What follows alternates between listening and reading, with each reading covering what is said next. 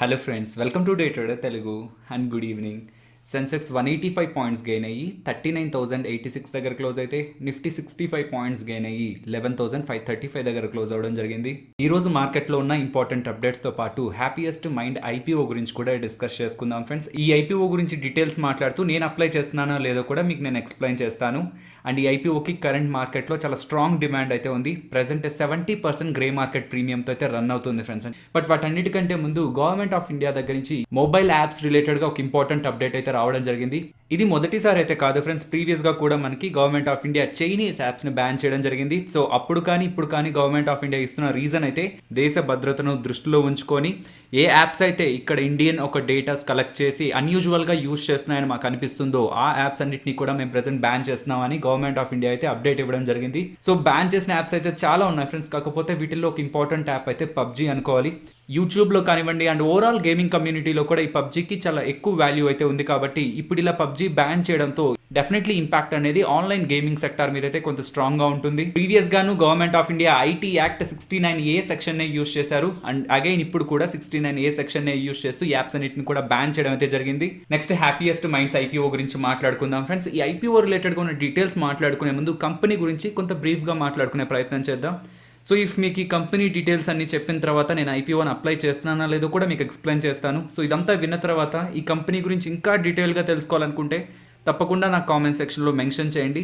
So దీని రిలేటెడ్గా dedicated వీడియోని కూడా ఛానల్లో అయితే అప్లోడ్ చేస్తాను. ఇది ఒక IT company friends. Okay, so మనకి ఇన్ఫోసిస్, టీసీఎస్, మైంట్రీ వాళ్ళు ఏ బిజినెస్లను అయితే చేసి రెవెన్యూ సంపాదిస్తుంటారో హ్యాపీయెస్ట్ మైండ్స్ వాళ్ళు కూడా సేమ్ బిజినెస్ చేసే రెవెన్యూస్ అయితే సంపాదిస్తుంటారు.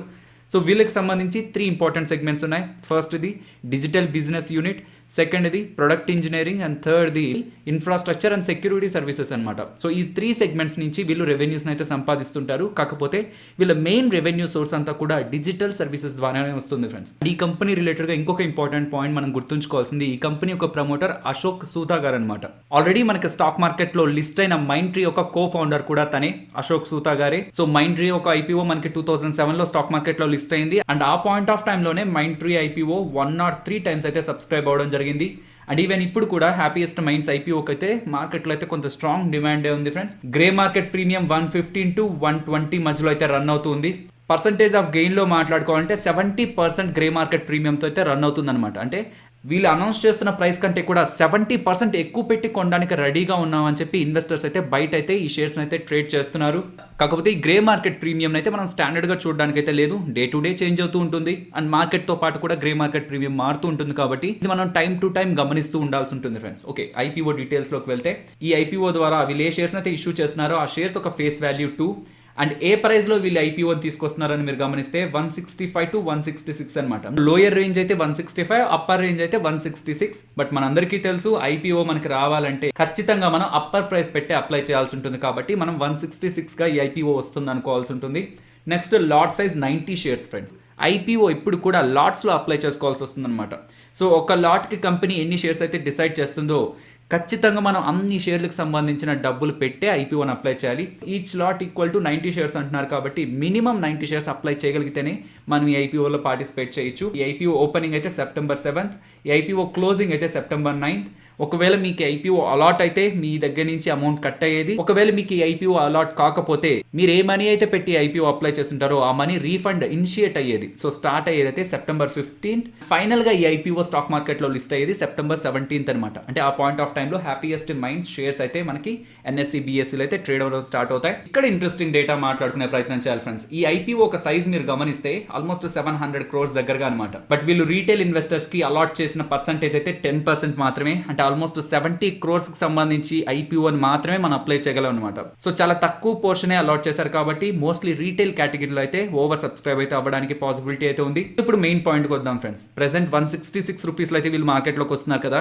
వీళ్ళు కొంత చీప్గా మార్కెట్లోకి వస్తున్నారా లేదంటే వీళ్ళు కూడా ఎక్స్పెన్సివ్గా మార్కెట్లోకి వస్తున్నారా అని చూస్తే, సో షేర్ ప్రైస్ ఎంత అంటున్నాం 166. వీళ్ళ ఎర్నింగ్స్ పర్ షేర్ అయితే ₹5.36 అరౌండ్ అయితే ఉంది. సో ఆ రెండింటిని క్యాలిక్యులేట్ చేస్తే ప్రైస్ టు ఎర్నింగ్స్ ఆల్మోస్ట్ మనకి 31గా ఉంటుందన్నమాట. సో జనరల్ థంబ్ రూల్ ప్రకారం అయితే ప్రైస్ టు ఎర్నింగ్స్ ఎంత ఉందంటే అది కొంత ఎక్స్పెన్సివ్గా మార్కెట్లోకి వస్తున్నట్టు. బట్ మీకు ఇది గుర్తున్నట్లయితే రొసారి బయోటెక్ ఐపీఓ రిలేటెడ్గా నేను వీడియో చేస్తున్నప్పుడు కూడా ప్రైస్ టు ఎర్నింగ్స్ ఎక్కువగానే ఉంది. ఆల్రెడీ స్టాక్ మార్కెట్లో లిస్ట్ అయిన ఇతర కెమికల్ ప్లేయర్స్ కంటే కూడా రొసారీ బయోటెక్ వాళ్ళు ఎక్స్పెన్సివ్గానే వస్తున్నారు. బట్ స్టిల్ నేను ఐపీఓని అప్లై చేస్తున్నానని మీకు క్లియర్గా అయితే ఎక్స్ప్లెయిన్ చేశాను. బికాస్ స్టాక్ మార్కెట్ కేవలం ప్రెజెంట్ ఉన్న స్టాక్ ప్రైస్ అండ్ ప్రెజెంట్ ఉన్న ఎర్నింగ్సే కాదు ఫ్రెండ్స్, ఆ కంపెనీకి సంబంధించిన గ్రోత్ ఫ్యాక్టర్ని కూడా కన్సిడరేషన్లోకి తీసుకుంటుంది. అదే రీజన్ నేను రొసారీ బయోటెక్ ఐపీఓని కూడా అప్లై చేయడానికి. ఇప్పటి వరకు నేను చేసిన అనాలిసిస్ కంపెనీ రిలేటెడ్గా నేను చూస్తున్న డేటా ప్రకారం అయితే నాకు కొంత ఇంట్రెస్టింగ్గానే ఉంది. సో నేనైతే అప్లై చేద్దాం అనుకుంటున్నాను. సో నేను అప్లై చేస్తాను అంటున్న దాని బ్యాక్ అయితే నా రిస్క్ రిలేటెడ్గా నాకు కొంత క్యాలిక్యులేషన్ అయితే ఉంది. ఎవరైతే రిస్క్ తీసుకోకూడదు అనుకుంటారో ఐపీఓ క్లోజింగ్ సెప్టెంబర్ 9th కదా, ఆ రోజు వరకు కూడా వెయిట్ చేసి ఆ పాయింట్ ఆఫ్ టైంలో గ్రే మార్కెట్ ప్రీమియం ఎలా ఉంది అండ్ ఏ ఐపీఓ వచ్చినా బ్రోకింగ్ కంపెనీస్ అయితే వాళ్ళ రేటింగ్ ఇస్తారనమాట. లైక్ ఈ ఐపీఓని సబ్స్క్రైబ్ చేయాలా అవాయిడ్ చేయాలని. సో వాళ్ళు ఏం చెప్తున్నారు, వాళ్ళు దానికి రీజన్స్ ఏం చెప్తున్నారు, పాజిటివ్స్ ఏం చెప్తున్నారు, నెగిటివ్స్ ఏం చెప్తున్నారు, అవన్నీ కూడా మీరు అనాలిసిస్ చేసి మీరు ఐపీఓ అప్లై చేయాలా లేదా అనేది కూడా డిసైడ్ అవ్వచ్చు. ఈ ఐపీఓ రిలేటెడ్గా dedicated video with positives, negatives and company related business analysis అంతా కావాలనుకున్నా సరే కామెంట్ సెక్షన్లో అయితే మెన్షన్ చేయండి ఫ్రెండ్స్. నేనైతే ప్రెజెంట్ అప్లై చేద్దాం అనుకుంటున్నాను. బై ఎనీ రీజన్ నా వ్యూ చేంజ్ అయినట్లయితే, నేను అప్లై చేయకూడదు అనుకుంటే తప్పకుండా నేను మీకు మన న్యూస్ వీడియోలో అయితే అప్డేట్ చేస్తాను. నెక్స్ట్ ఇండియా మార్ట్ గురించి మాట్లాడుకోవాలి. ఇంట్రోడే సెషన్స్లో ఆల్మోస్ట్ 20% అప్పర్ సర్క్యూట్లో క్లోజ్ అవ్వడం జరిగింది ఫ్రెండ్స్. సో ఇండియా మార్ట్ వాళ్ళు నిన్న ఈవినింగ్ మనకి ఎక్స్చేంజెస్కి ఒక అప్డేట్ ఇవ్వడం జరిగింది అనమాట. ఇండియా మార్ట్కి సంబంధించి 10times.com అని ఒక వెబ్సైట్ ఉందన్నమాట. సో వీళ్ళు ఏంటంటే ఈవెంట్స్ని మేనేజ్ చేస్తూ ఉంటారు. దానికి సంబంధించి ఇండియా మార్ట్ వాళ్ళ దగ్గర 100% వాటా ఉంది. ఆ 100% వాటాలో 70% వాటాని, 70% ఈక్విటీ స్టేక్ని ఇండియా మార్ట్ వాళ్ళు సెల్ చేశారని అండ్ వాళ్ళ దగ్గర ఇంకా 30% స్టేక్ ఉందని అయితే వాళ్ళు అప్డేట్ చేయడం జరిగింది. సో ఇలా ఇండియా మార్ట్కి సంబంధించిన సబ్సిడరీ అయిన 10times.comలో ఇండియా మార్ట్కి సంబంధించిన 70% వాటాని సెల్ చేశారు అనే అప్డేట్ మనకి నిన్న ఈవినింగ్ అయితే అప్డేట్ అయింది. ఆ అప్డేట్కి ఈ రోజు ఇంట్రోడే సెషన్స్లో ఇండియా మార్ట్ స్టాక్ అయితే ఆల్మోస్ట్ 20% దగ్గరగా రైజ్ అవడం అయితే జరిగింది friends. Next Adani green energy గురించి మాట్లాడుకోవాలి. సో ఈ కంపెనీ రిలేటెడ్గా మనం ఒక డెడికేటెడ్ వీడియో ఆల్రెడీ ఛానల్లో అప్లోడ్ చేయడం జరిగింది. సో ఈ కంపెనీ బిజినెస్ ఏంటి అండ్ ఈ కంపెనీకి ఎలాంటి అడ్వాంటేజెస్ ఉంటుంది కంపేర్డ్ విత్ ఇతర కంపెనీస్తో పోలిస్తే అని, అదైతే నేను కామెంట్ సెక్షన్లో పిన్ చేస్తున్నాను. మీ ఫ్రీ టైంలో గమనించే ప్రయత్నం అయితే చేయండి ఫ్రెండ్స్. మెర్కామ్ క్యాపిటల్ వాళ్ళు చేసిన సర్వేలో గ్లోబల్గా ఉన్న సోలార్ పవర్ జనరేషన్ కంపెనీస్ అన్నిట్లో కల్లా నెంబర్ 1 పొజిషన్ని అదానీ గ్రీన్ ఎనర్జీకి అయితే ఇవ్వడం జరిగింది. అంటే గ్లోబల్గా ఏ కంపెనీస్ అయితే సోలార్ ఎనర్జీ నుంచి పవర్ని జనరేట్ చేస్తుంటాయో వాళ్ళు జనరేట్ చేస్తున్న ఎనర్జీ కంటే కూడా అదానీ గ్రీన్ వాళ్ళు జనరేట్ చేసిన ఎనర్జీ అనేది ఎక్కువగా ఉంది. సో గ్లోబల్గా చూస్తే అదానీ గ్రీన్ వాళ్ళు నెంబర్ 1 పొజిషన్లో ఉన్నారని మెర్కామ్ క్యాపిటల్ వాళ్ళైతే స్టేట్మెంట్ అయితే పాస్ చేయడం జరిగింది. అండ్ ప్రెసెంట్ అదానీ గ్రీన్ వాళ్ళ ప్రొడక్షన్ కెపాసిటీ 12.32 గిగావాట్స్ అనమాట. గ్లోబల్గా టాప్ పొజిషన్లో అదానీ గ్రీన్ వాళ్ళు ఉన్నారని మనకు అప్డేట్ రావడంతో ఇంట్రాడే సెషన్స్లో ఆల్మోస్ట్ 10% అప్పర్ సర్క్యూట్ అయితే టచ్ చేయడం జరిగింది. వడాఫోన్ ఐడియా వాళ్ళు ఈ రోజు ఇచ్చిన అప్డేట్ ఏంటంటే Vodafone Idea board September 4th సమావేశమయ్యి కమింగ్ టైమ్స్లో వడాఫోన్ ఐడియా ఏ రూట్స్ ద్వారా ఎంత డబ్బులు రేస్ చేయాలనే డెసిషన్ అయితే తీసుకుంటుందని ఈ రోజు అయితే మనకు అప్డేట్ రావడం జరిగింది. Most of the brokerages or investment banks అన్ని కూడా ఎయిర్టెల్ని చాలా పాజిటివ్గా చూస్తున్నారు. బట్ వడాఫోన్ ఐడియాని అయితే స్టిల్ పాజిటివ్గా అయితే చూడట్లేదు. ఎయిర్టెల్కి ఆల్మోస్ట్ 700 దగ్గరగా టార్గెట్ అయితే ఇస్తున్నారు ఫ్రెండ్స్. అండ్ వడాఫోన్ ఐడియాకి ఆల్మోస్ట్ 10 బిలో అయితే టార్గెట్స్ అయితే ఇస్తున్నారు. ఫ్యూచర్ రీటైల్లో ఇన్వెస్ట్మెంట్ చేసిన వాళ్ళు ఇలా షేర్ ప్రైస్ డౌన్ అయిపోతుంది, దీని రిలేటెడ్గా ఏదైనా అప్డేట్ ఉందా అని అడుగుతున్నారు. అండ్ ఇలా ఎంతవరకు వెళ్తుందని ఒక క్వశ్చన్స్ అయితే కామెంట్ సెక్షన్లో రైజ్ చేస్తున్నారు. ఇక్కడ ఒక ఇంపార్టెంట్ లాజిక్ని అయితే మీరు గుర్తుంచుకోవాల్సి ఉంటుంది. కంపెనీ రిలేటెడ్గా మనకు ఆల్రెడీ స్వాప్ రేషియో అయితే డిసైడ్ అవ్వడం అయితే జరిగింది. సో 10 ఫ్యూచర్ రిటైల్ షేర్స్ కాను 101 ఫ్యూచర్ ఎంటర్ప్రైజెస్ షేర్స్ అయితే కంపెనీ స్వాప్ చేస్తానని చెప్పిందనమాట. ఈ రోజు డౌన్ అయిన 10% లెక్కను చూసినా సరే 1310 రూపీస్ విలువ చేసే ఫ్యూచర్ రిటైల్ షేర్స్ మీ దగ్గర ఉంటే 1919 విలువ చేసే ఫ్యూచర్ ఎంటర్ప్రైజెస్ షేర్స్ మీకు ఇస్తారు అని చెప్తున్నట్టు. సో కమింగ్ డేస్ లో ఈ 2 థింగ్స్ లో ఏదో ఒకటి జరగాలి. Either future retail share price అయినా ఇంక్రీజ్ అయ్యి ఫ్యూచర్ ఎంటర్ప్రైజెస్ ఒక స్వాప్ రేషియో కైనా మ్యాచ్ అవ్వాలి, ఆర్ఎల్స్ డైలీ ఫ్యూచర్ ఎంటర్ప్రైజెస్ ఒక షేర్ ప్రైస్ డ్రాప్ అవుతూ ఫ్యూచర్ రిటైల్ ఒక స్వాప్ వాల్యూకి అయితే ఈక్వల్ అవ్వాల్సి ఉంటుంది ఫ్రెండ్స్. ఎయిదర్ ఇదైనా ఇంక్రీజ్ అవ్వాలి లేదంటే ఫ్యూచర్ ఎంటర్ప్రైజెస్ అయినా డిక్రీజ్ అవ్వాలి. మీరు ఫైనాన్షియల్ వెబ్సైట్స్ లో చూస్తే ఫ్యూచర్ గ్రూప్ కు సంబంధించిన కంపెనీస్ లైక్ కిషోర్ బియానీ గారు మ్యూచువల్ ఫండ్ ఫ్రాంక్లిన్ వాళ్ళకి చేయాల్సిన పేమెంట్ని డిఫాల్ట్ చేశారు. అంటే కట్టాల్సిన టైంకి డబ్బులు కట్టలేకపోయారు, డిఫాల్ట్ మార్క్ అయితే పడింది అనేలాగా, బట్ అది కంపెనీ షేర్ ప్రైజెస్ నెగిటివ్గా ఇంపాక్ట్ చేసింది అనేలాగా మీకు మేబీ డేటా అయితే కనిపిస్తూ ఉండొచ్చు ఫ్రెండ్స్. ఫ్యూచర్ గ్రూప్ వాళ్ళు ఈ షేర్ స్వాప్ రిలేటెడ్గా ఒక ఫైనల్ డేట్ని అయితే అనౌన్స్ చేయాల్సి ఉంటుంది. అంటే ఏ డేట్లో వీళ్ళు స్వాప్ చేయాలనుకుంటున్నారు, ఎప్పుడు ఈ షేర్స్ క్రెడిట్ అవుతాయి, ఈ డేటానంతా కూడా వీళ్ళు అనౌన్స్ చేయాల్సి ఉంటుంది ఫ్రెండ్స్. అలా అనౌన్స్ చేసేంత వరకు కూడా ఇలా లోయర్ సర్క్యూట్ అంటే ఒక పాయింట్ ఆఫ్ టైం నుంచి అప్పర్ సర్క్యూట్స్ ఇలాంటి స్పెక్యులేషన్లు అయితే మోస్ట్లీ స్టాక్స్ అయితే రన్ అవుతూ ఉంటాయి. నెక్స్ట్ నిఫ్టీ అలాగే bank Nifty support and resistance మాట్లాడుకుందాం ఫ్రెండ్స్.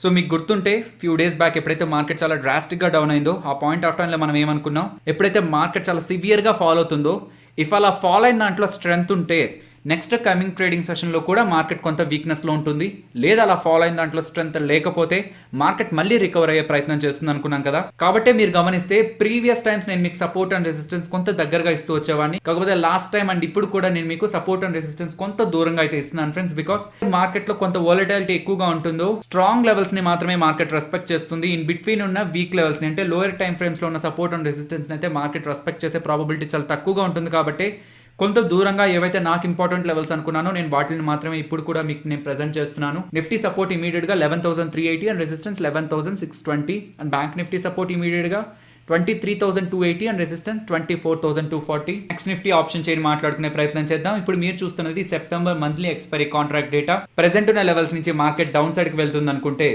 11,500 తర్వాత మనకి 11,300 దగ్గర ఓవరాల్ గాను అండ్ ఇంట్రాడేలో కూడా కొంత ఓపెన్ ఇంట్రెస్ట్ అయితే కొంత స్ట్రాంగ్ గానే క్రియేట్ అవుతుంది. కాబట్టి బాటమ్ సైడ్ మనం 11,300 ని సపోర్ట్ రేంజ్ గా అయితే గమనించవచ్చు. అండ్ ఇక్కడ నుంచి టాప్ సైడ్ కి మూవ్ అవుతుంది అనుకున్నప్పుడు ఓవరాల్ ఓపెన్ ఇంట్రెస్ట్ కేవలం 12,000 దగ్గర మాత్రమే స్ట్రాంగ్ గా క్రియేట్ అవుతుంది.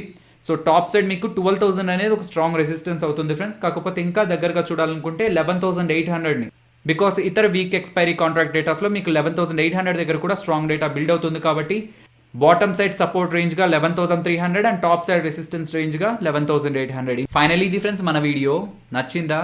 సో నచ్చితే వీడియోని లైక్ చేయండి ఫ్రెండ్స్. అండ్ ఈ వీడియో మన వాళ్ళకి యూజ్ అవుతుంది అనుకుంటే తప్పకుండా షేర్ చేయండి. అండ్ మన ఛానల్ని సబ్స్క్రైబ్ చేయనట్లయితే ఛానల్లో ఉన్న కంటెంట్ ఒకసారి గమనించండి. ఇఫ్ ఆ కంటెంట్ మీకు నచ్చింది అనుకుంటేనే ఛానల్ని సబ్స్క్రైబ్ చేసి పక్కనే వచ్చే బెల్ ఐకాన్ క్లిక్ చేయండి. మరొక ఇంట్రెస్టింగ్ వీడియోతో మళ్ళీ మీ ముందుకు వస్తాను. అంతవరకు టేక్ కేర్. జై హింద్.